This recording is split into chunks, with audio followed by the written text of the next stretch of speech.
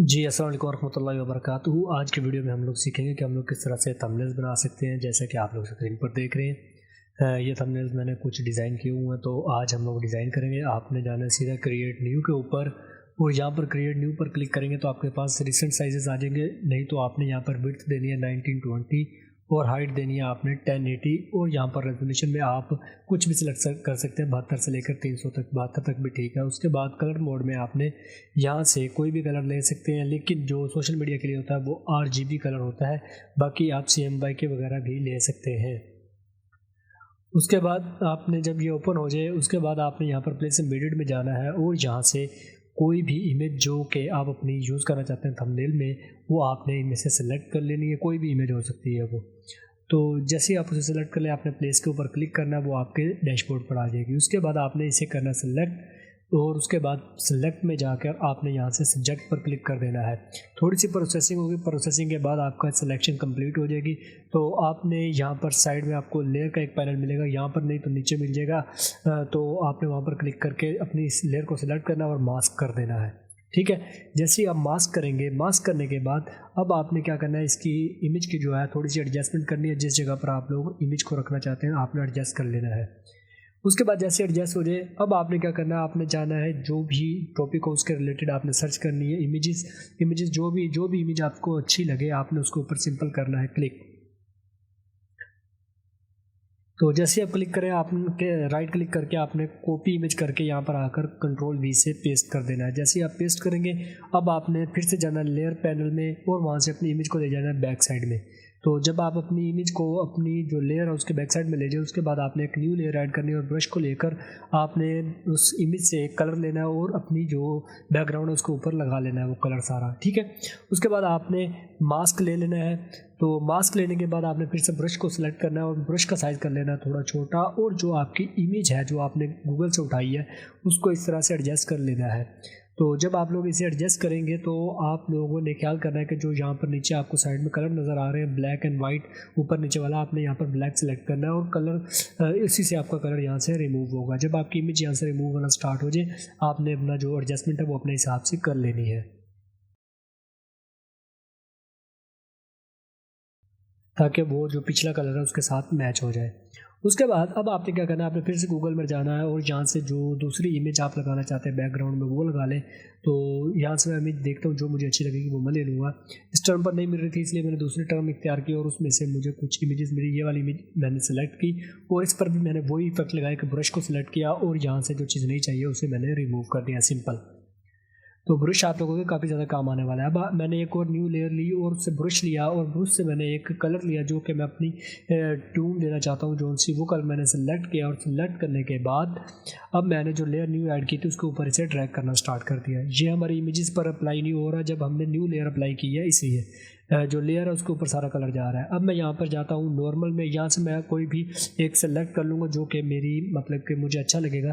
तो मैं यहाँ से देख लेता हूँ, तो मुझे डार्कन वाला अच्छा लगा तो मैंने वो सेलेक्ट कर लिया। उसके बाद मैंने अपनी फ़ाइल को किया सेव, जिस तरह से भी करनी चाहिए। उसके बाद मैंने एक न्यू लेयर ली और उसके बाद ब्रश से मैंने थोड़ा सा कलर चेंज किया और यहाँ से लीनियर पन कर दिया जिससे कलर हो गया ब्लैक।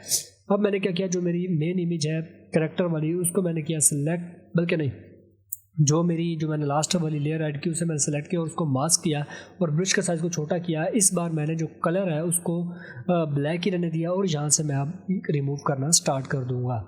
तो जो चीज़ मुझे चाहिए वो मैं यहाँ से उसे हाईलाइट करने के लिए जो ऊपर वाली लेयर मैंने कलर वाली ऐड की थी उसमें से ये चीज़ मैं जो कलर था वो रिमूव करना स्टार्ट कर दूँगा, ताकि मेरी जो इमेज है उसके ऊपर कोई धब्बे ना पड़े, वो बिल्कुल साफ़ नज़र आए।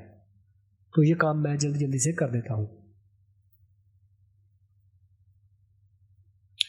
तो जैसे ये हो जाए उसके बाद अब आपने क्या करना है, आपने देखना है कि क्या टेक्स्ट है, वो टेक्स्ट आप लोगों ने यहाँ पर लिखना है। तो मैं जाता हूँ अपने यहाँ पर और यहाँ से टी को प्रेस करता हूँ। जहाँ आप जाके यह साइड पे आपको टी लिखा हुआ नज़र आ रहा है, आप यहाँ पर भी क्लिक कर सकते हैं। तो इससे आपका टेक्स्ट वाला बॉक्स सेलेक्ट हो जाएगा। अब यहाँ आपने यहाँ पर स्क्रीन पर जहाँ पर लिखना चाहते हैं वहाँ पर क्लिक करना है, तो ये चीज़ आ जाएगी। उसके बाद आपने अपना जो टेक्स्ट है वो लिख लेना है। तो जब ये आप लिख लेंगे तो साइड में आपको एक प्रॉपर्टीज़ बार नज़र आती है, आपने वहाँ पर जाना है और यहाँ से अपनी मर्ज़ी का कोई भी फ़ॉन्ट सेलेक्ट कर लेना है। मैं अल कलम ताज नस्तलीक को सिलेक्ट करता हूँ और यहाँ से जो नीचे कलर वाला पैनल है यहाँ से मैं अपना कलर जो है वो कर देता हूँ वाइट, या कोई भी जो मुझे अच्छा लगता है वो मैं कर लेता हूँ। यहाँ से मैं कलर में जाता हूँ और इसका कलर करता हूँ वाइट करने के बाद अब मैं क्या करता हूँ, यहाँ से राइट क्लिक करता हूँ और यहाँ से आपने ब्लेंडिंग मोड ऑप्शंस को सिलेक्ट कर लेना है। ब्लेंडिंग ऑप्शंस को जैसे ही आप लोग सेलेक्ट करते हैं तो आप लोगों ने चले जाना यहाँ पर ड्रॉप शैडो देना है इसे। उसके बाद आउटर ग्लो देना चाहें तो दे दें, नहीं तो रहने दें। उसके बाद ब्रेवल को दे दें, ठीक है। उससे आपकी जो टेक्स्ट है वो 3D बन जाएगा। ग्रेडियंट ओवरले में जाएंगे तो आपको ग्रेडियंट्स मिल जाएंगे, लेकिन मैंने कुछ ग्रेडियंट्स ऐड किए हुए गोल्डन के, तो ये आपको गूगल से मिल जाते हैं, आपने ये ले लेने हैं। तो यहाँ से मैं कोई भी ग्रेडियंट सेलेक्ट कर लूँगा जो मुझे अच्छा लगेगा। तो जैसे मैं ग्रेडियंट को सिलेक्ट कर लूँ उसके बाद मैं यहाँ से ओके कर लूँगा। आप लोग अपनी मर्ज़ी का भी ग्रेडियंट इसमें बना सकते हैं। तो अब मैं क्या करता हूँ, मैं अब इसके नीचे एक लाइन ऐड करता हूँ। वो शेप्स वाली जगह पे जाना जहाँ पर रेक्टेंगल है, यहाँ से आपको लाइन भी मिल जाएगी। राइट क्लिक करेंगे तो लाइन को आपने क्लिक करना है और जहाँ से आपने लाइन को ड्रैग कर लेना है। अगर आप लोग शिफ्ट को साथ में प्रेस करेंगे तो लाइन बिल्कुल सीधी ड्रा होगी। उसके बाद मैं यहाँ से इसका जो कलर है वो चेंज करता हूँ। कलर को मैं कर देता हूँ वैसे ही ट्रांसपेरेंट कर देता हूँ। कलर ट्रांसपेरेंट करने के बाद अब मैं क्या करता हूँ, यहाँ पर जाता हूँ मैं नीचे स्ट्रोक वाले ऑप्शन में और यहाँ से मैं ग्रेडियंट दे देता हूँ। ग्रेडियंट में मैं वही गोल्डन ग्रेडियंट सेलेक्ट कर लेता हूँ। उसके बाद मैं जो इसका साइज़ है स्ट्रोक का वो चेंज करता हूँ, बल्कि नहीं, जो स्ट्रोक का साइज़ है वो भी मैं चेंज कर लेता हूँ। और उसके बाद मैं क्या करता हूँ, साथ में जो लीनियर है स्ट्रोक की जो मतलब कि डिज़ाइन है वो सेलेक्ट कर लेता हूँ। मैं लीनियर वाला लूँगा।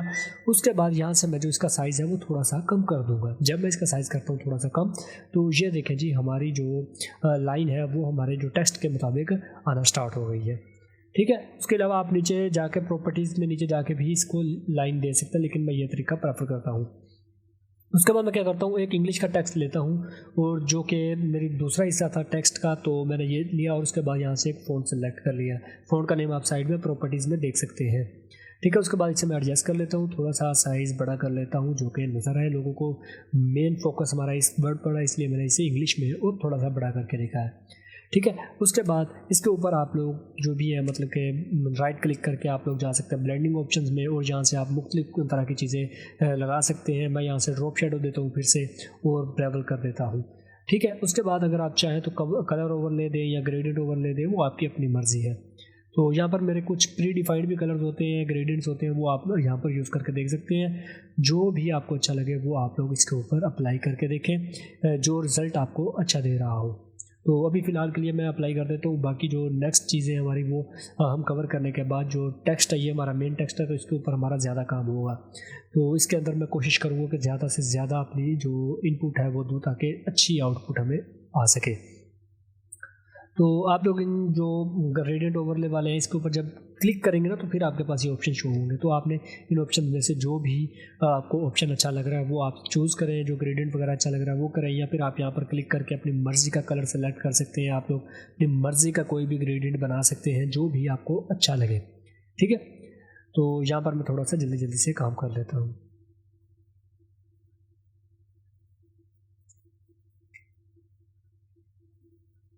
उसके बाद मैं इसे करता हूँ ओके, ये हमारा टेक्स्ट हो गया। अब मैं एक और टेक्स्ट बॉक्स लेता हूँ और उससे मैं क्या करता हूँ, एक छोटी सी हेडिंग देता हूँ, इन इस्लाम, forced marriage in Islam.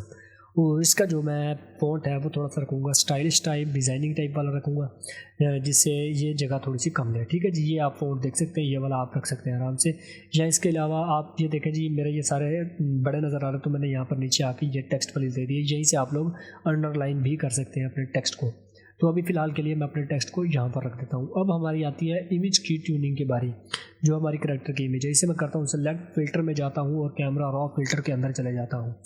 Camera raw filter के अंदर जैसे ही मैं जाता हूँ, यहाँ पर मेरे पास काफ़ी ज़्यादा ऑप्शंस खुलकर आ जाते हैं।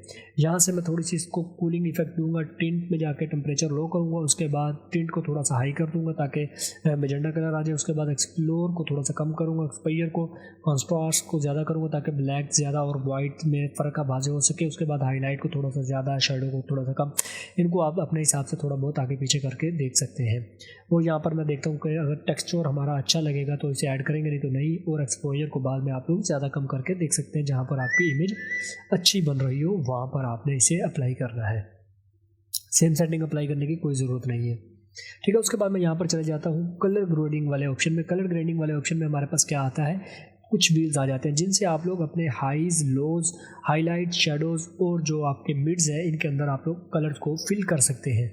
तो मैं यहाँ पर जल्दी से कर लेता हूँ, क्योंकि इससे मुझे थोड़ी सी जो टून है वो अच्छी लगती है, तो मैं ये जल्दी से कर लेता हूँ। आप लोग इसे वो चेक कर करके देख सकते हैं, जहाँ पर आपको आपकी इमेज के ऊपर अच्छी लगे चीज़, आपने वो चीज़ अप्लाई करनी है, सेम फॉलो करने की कोशिश नहीं करनी।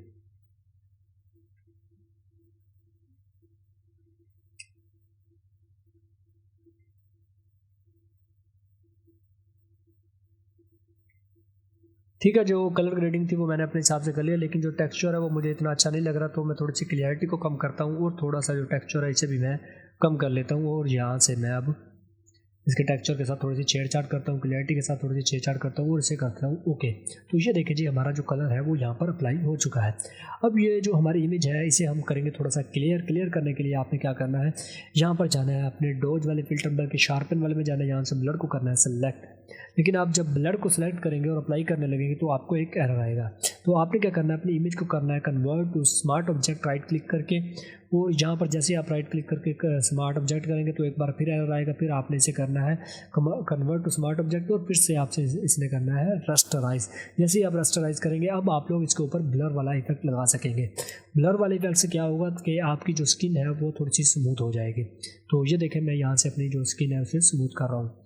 तो ये सिर्फ आपका जो थंबनेल बनाने का ट्यूटोरियल ही नहीं है, ये समझ लीजिए कि इसके अंदर आपको कंप्लीट मास्टरिंग लेवल का थंबनेल बनाना सिखाया जा रहा है।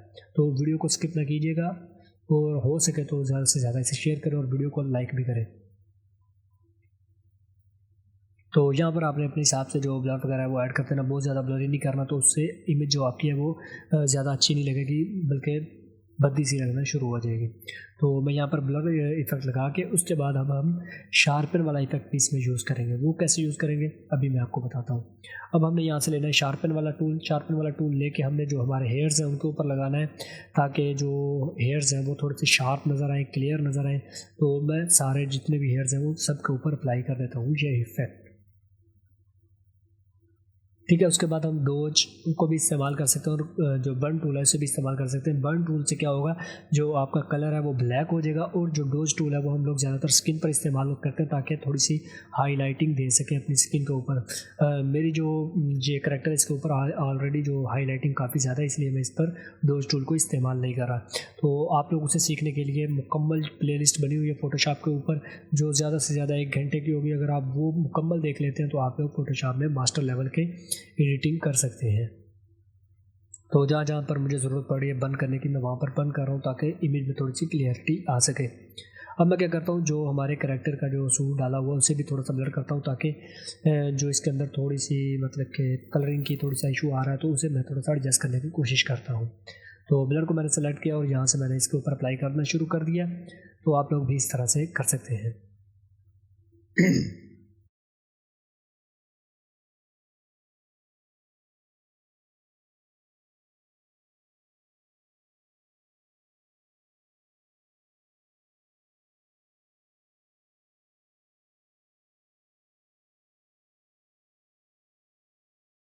अच्छा, ये सारी चीज़ें होगी, उसके बाद मैं मूव टूल पर जाता हूँ और मुझे थोड़ा सा टेक्स्ट में इफेक्ट और ऐड करने हैं जो कि अच्छा बनाए इसे।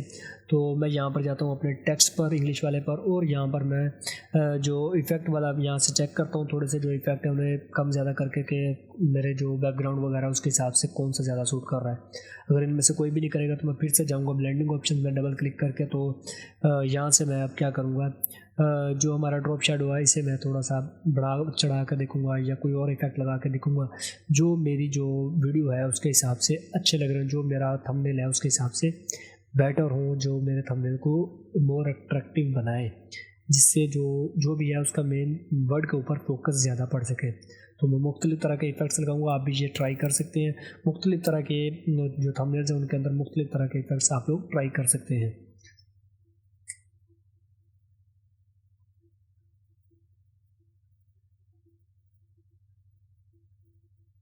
अच्छा, मैं आउटर ग्लो देने की कोशिश कर रहा हूँ, लेकिन ये जो आउटर ग्लो है इसका अगर मैं स्प्रेड वगैरह कम करता हूँ या ज़्यादा करता हूँ उससे मुझे इतने ज़्यादा जो इफ़ेक्ट पता नहीं क्यों अच्छे नहीं लग रहे। तो अब मैं सोच रहा हूँ कि इसके अंदर जो है कोई और इफेक्ट लगा कर देखा जाए, जैसा कि कलर में चेंजिंग की जाए, कलर ओवरले में चेंजिंग की जाए, कलर ओवरले में चेंजिंग की जाए, ग्रेडियंट ओवरले में चेंजिंग की जाए, या पैटर्न ओवरले वगैरह में चेंजिंग की जाए। लेकिन वो मैं अभी ट्राई कर रहा हूँ, ये वाला जो ग्लो वाला इफेक्ट है अगर इस पर काम बनता है तो ठीक है, नहीं तो फिर उसमें चलेंगे।